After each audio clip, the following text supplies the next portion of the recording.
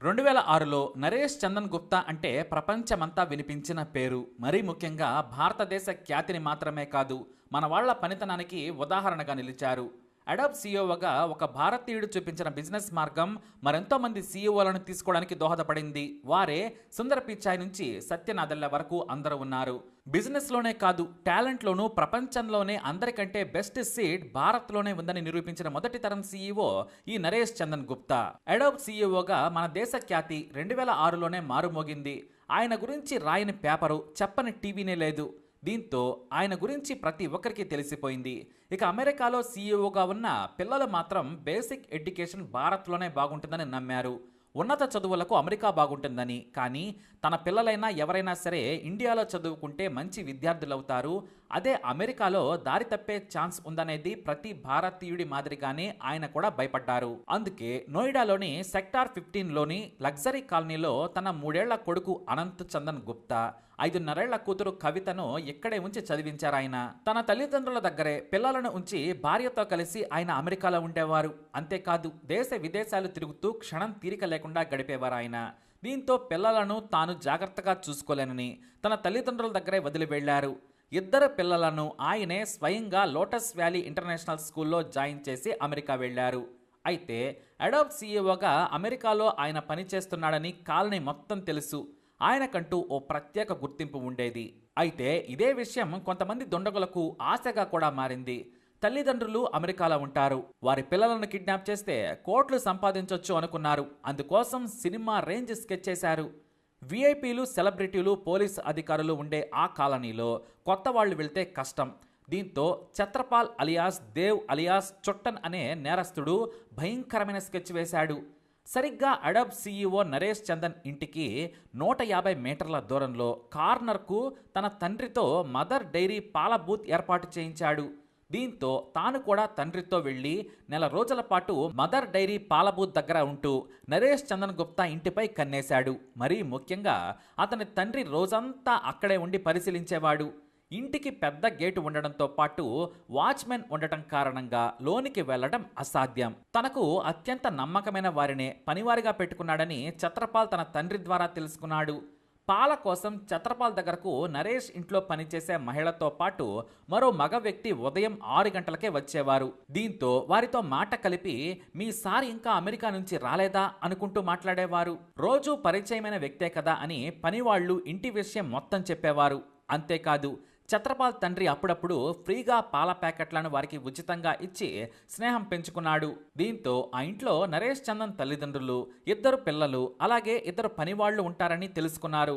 పిల్లలను కిడ్నాప్ చేస్తే పోలీసులకు తెలియకుండా డబ్బులు రాబట్టుకోవచ్చని ప్లాన్ వేశారు. నెల రోజుల పాటు కష్టపడి అడాబ్ సీఈఓ ఇంటి గుట్టు మొత్తం రాబట్టారు.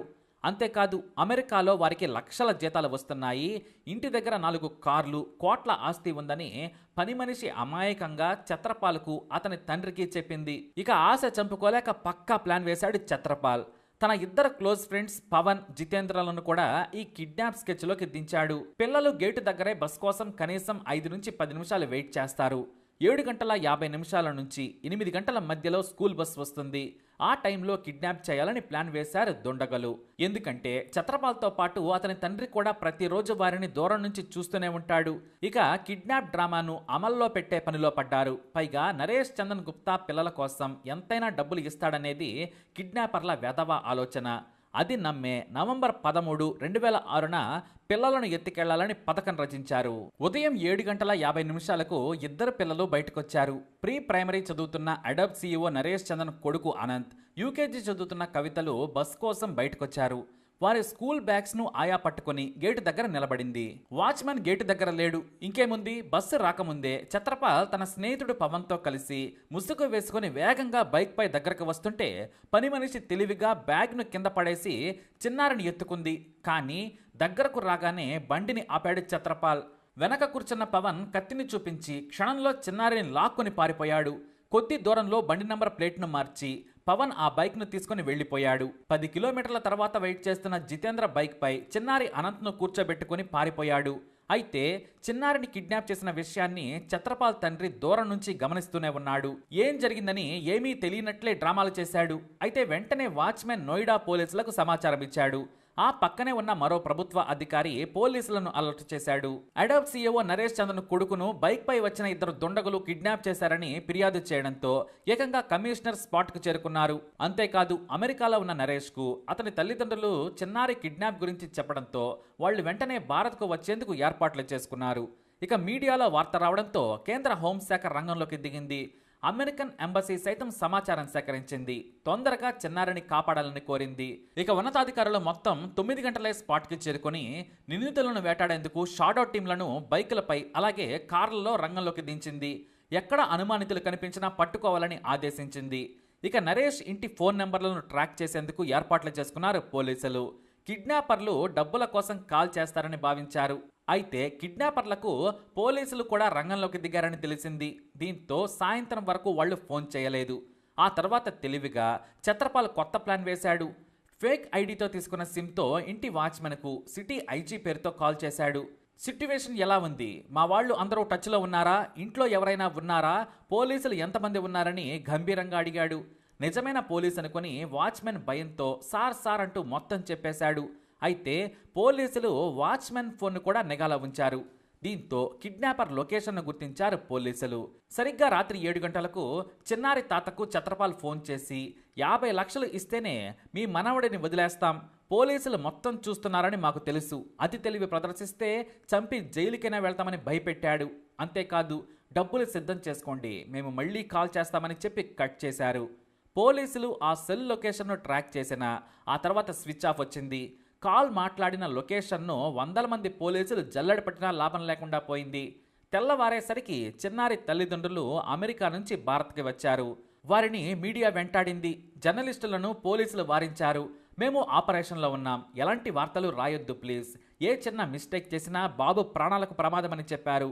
నాటి కేంద్రంలోని మంత్రులు అడాబ్ సీఈఓ నరేష్కు ఫోన్ చేసి ధైర్యం చెప్పారు. ప్రతి వనరు వాడుకుంటున్నాం, మీ కొడుకును భద్రంగా మీ చేతిలో పెడతాం, కాస్త ధైర్యంగా ఉండమని చెప్పారు.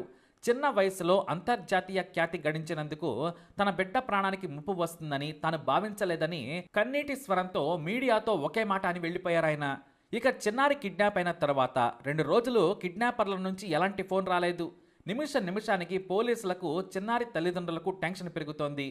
2006లో నోయిడా మొత్తం చిన్నారి భద్రంగా రావాలని పూజలు కూడా చేశారు. పోలీసులు వేలాది మందిని రంగంలోకి దించారు.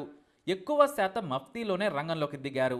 సరిగ్గా నవంబర్ 16 సాయంత్రం పూట కిడ్నాపర్లు నరేష్ ఇంటికి కాల్ చేశారు. వీలైనంత ఎక్కువసేపు కిడ్నాపర్లతో మాట్లాడాలని పక్కనే కూర్చొని నరేష్కు పేపర్ మీద రాస్తూ డిక్టేట్ చేశారు పోలీసులు.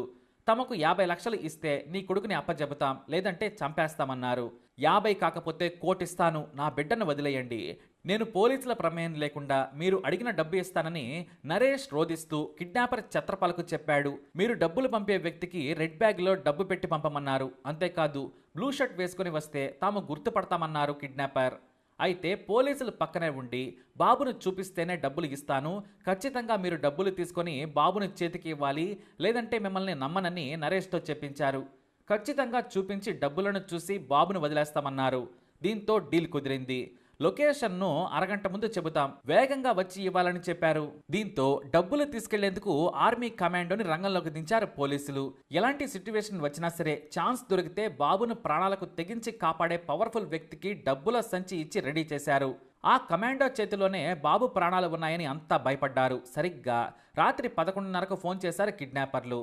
సాలంపూర్ అటవీ ప్రాంతంలోని కోకర్ రైల్వే లైన్ పక్కన సిగ్నల్ పోల్ దగ్గర ఆ బ్యాగ్ పెట్టాలని కోరారు. మా వ్యక్తి మీకు బాబును చూపిస్తాడు, కానీ మీ వెంట పోలీసులు ఉన్నారని అనుమానం వచ్చినా సరే చంపేయడానికి కూడా భయపడమని సీరియస్ గా వార్నింగ్ ఇచ్చారు. ఇక్కడే సీఈఓ నరేష్ భయపడ్డాడు. డబ్బులు నేను ఇచ్చేసిన తర్వాత బాబు నా చేతికి వచ్చిన తర్వాతే మీరు ఆపరేషన్ చేయండి, బాబు చేతికి రాకముందే మీరు తొందరపడద్దని కోరాడు. మాకు ఆ విషయం వదిలేయండి సార్, డబ్బు కంటే బాబు ప్రాణాలే మాకు ముఖ్యమన్నారు పోలీసు ఉన్నతాధికారులు. ఇక రాత్రి 12:10 కమాండో బ్లూ షర్ట్ వేసుకుని బ్యాగ్తో వాళ్లు చెప్పిన లొకేషన్కు వెళ్ళాడు. దూరం నుంచి టార్చ్ లైట్ వేసి బ్యాగును చీకట్లో ఉన్న వ్యక్తులకు చూపించాడు. బాబును చూపించాలని కోరగా ఛత్రపాల్ చిన్నారిని చూపించాడు. అప్పటికే చిన్నారి అనంత్ నిద్రలో ఉన్నాడు. సినిమాను తలపించేలా ఉంది ఆ సీన్. డబ్బులు చూపించమని కిడ్నాపర్లు కోరడంతో డబ్బు కట్టలను కింద వేసి టార్చ్ వేసి చూపించాడు. దీంతో బాబును తీసుకుని దగ్గరకు రాగానే కమాండో చిన్నారిని తీసుకున్నాడు. ఇక డబ్బులు తీసుకొని ఛత్రపాల్ వెనక్కి తిరగగానే కమాండో బాబుని తీసుకుని వేగంగా వెనక్కి వచ్చి ట్రాక్ పక్కన లోయలోకి నక్కి విజిల్ వేశాడు. అంతే, ఒకేసారి 100 మంది పోలీసులు లైట్లు వేసి ఛత్రపాల్ను వెంటాడారు. పారిపోతే కాల్చి చంపుతామని చెప్పడంతో నిందితులు 3 పోలీసులకు చిక్కారు. అలా కిడ్నాప్ కథ సుఖాంతంగా ముగిసింది. నిందితుల 3కి కోర్టు జీవిత ఖైదు విధించింది. ఆ ఘటన తర్వాత పిల్లలను అమెరికా తీసుకుని వెళ్లారు నరేష్ చందన్. ఇక ఈయన ఇప్పుడు రిటైర్ అయి భారత్లోనే హాయిగా గడుపుతున్నారు. పిల్లలు మాత్రం అమెరికాలో చదువుకుంటున్నారు. మరి ఇలాంటి ఇన్ఫర్మేషన్స్ కోసం వీడియోని లైక్ చేయండి, షేర్ చేయండి, మా ఛానల్ని సబ్స్క్రైబ్ చేసుకోండి.